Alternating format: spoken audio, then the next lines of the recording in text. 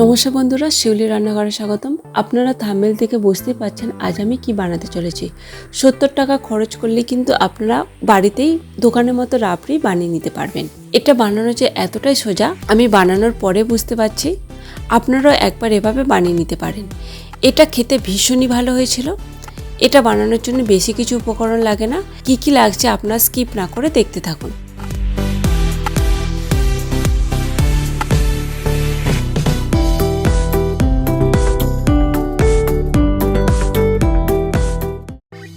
গ্যাসে কড়া বসিয়ে দিয়েছি আর কড়াটাকে একটু ধুয়ে নিয়েছি যাতে দুধটা দিলে কড়ার গায়ে না লেগে যায়। রাবড়ি বানানোর জন্য আমি এখানে 1 লিটার দুধ দিয়ে দেব। গ্যাসের আঁচটা একেবারে কমিয়ে দিয়ে 1 লিটার দুধ আমি ঢেলে দিলাম। আপনারা চাইলে ঘন গরুর দুধ দিয়েও এটা বানাতে পারেন। এবার দুধটাকে হালকা গরম করে নিতে হবে। গ্যাসের আঁচটা লো রেখে হালকা গরম করে নিতে হবে। দুধটাকে হালকা গরম করে নিয়েছি। এবার এতে 2 চামচ আমুল দুধ দিয়ে দেব। 2 চামচই দেবো, এর থেকে বেশি দেবো না। এবার এই দুধের সাথে পাউডার দুধটা ভালো করে মিশিয়ে নিতে হবে।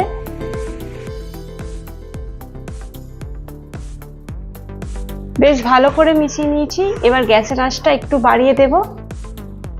একটু ফুটিয়ে নিতে হবে।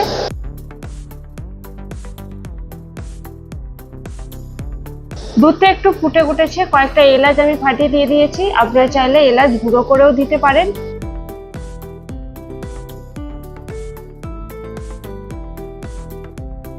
দুধটা একটু ফুটে উঠেছে, ওই জন্য গ্যাসটা কমিয়ে দিয়েছি। আরো একটু নাড়াচাড়া করে নেব আর গ্যাসের আঁচটা এবার মিডিয়ামে করে দেব। গ্যাসের আঁচটা মিডিয়ামে রেখে এইভাবে ফুটিয়ে নিতে হবে। যতক্ষণ না সর পড়ছে ততক্ষণ অপেক্ষা করতে হবে। 3 থেকে 4 মিনিট তো লাগবে সময় সর পড়তে, ততক্ষণ অপেক্ষা করব। 3 মিনিট আমি দুধটা ফুটিয়ে নিয়েছি। দেখুন সর পড়ে গেছে। প্রথমে সরটা একটু পাতলাই হয়। এবার এই সরটাকে এইভাবে কড়ার গায়ে লাগিয়ে দেব।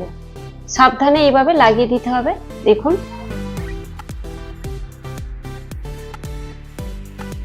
এইভাবে সব সরটা লাগিয়ে দিতে হবে।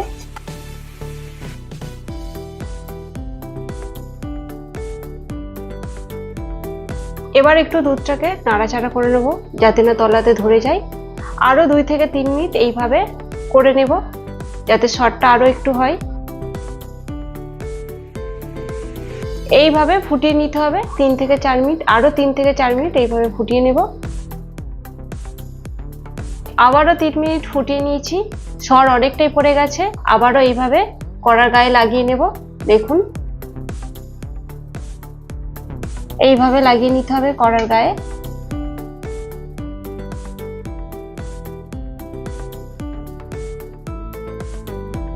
আবারও দুধটাকে একবার এইভাবে নাড়াচাড়া করে নিতে হবে। আবারও 3 মিনিট এইভাবে ফুটিয়ে নিতে হবে যাতে সরটা ভালোভাবে পড়ে।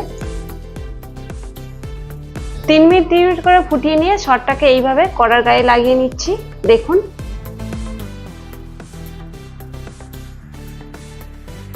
রাবড়ি বানাতে একটু সময় লাগে।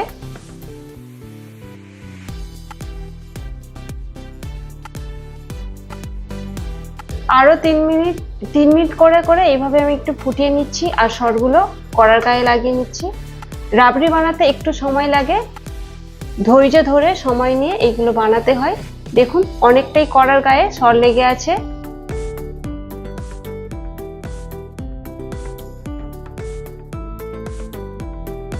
বেশ কিছুক্ষণ 3 মিনিট করে ফুটিয়ে অনেকটা সর কড়ার গায়ে লাগিয়ে দিয়েছি। দেখুন এইভাবে লাগিয়ে নিয়েছি। দুধটা অনেকটাই কমে গেছে। এবার এতে একটু চিনি দিয়ে দেব।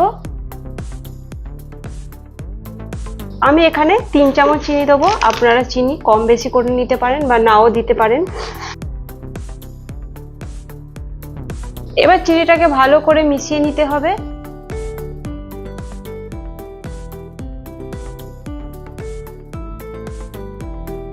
এইভাবে একটু মিশিয়ে নেব।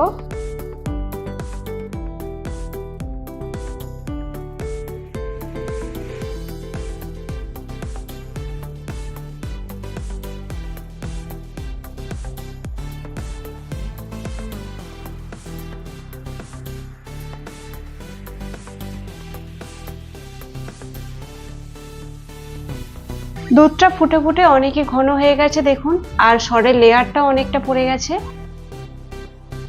পুরোটা বানাতে 1 ঘন্টার মতো সময় লেগেছে। এবার গ্যাস বন্ধ করে এটাকে এইভাবে রেখে দেবো ঠান্ডা করার জন্য।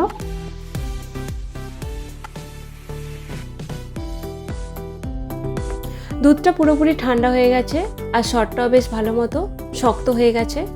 এবার একটা ছুরির সাহায্যে একটু পিস পিস করে কেটে নেব। আপনারা চাইলে এর থেকে একটু বড় করে কেটে নিতে পারেন।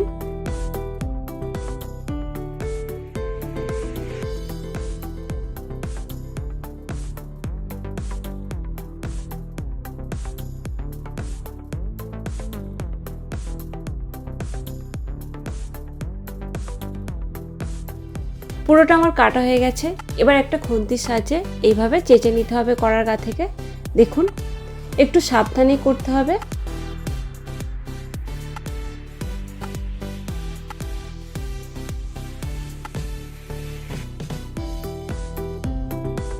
আর মালায় এইগুলো রেখে দিতে হবে এইভাবে।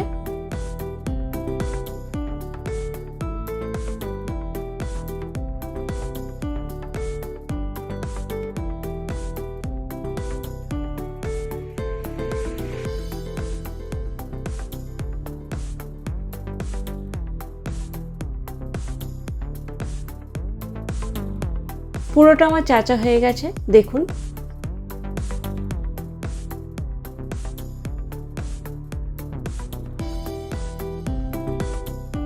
আজ আমি খুবই সহজভাবে রাবড়ি বানিয়ে দেখালাম।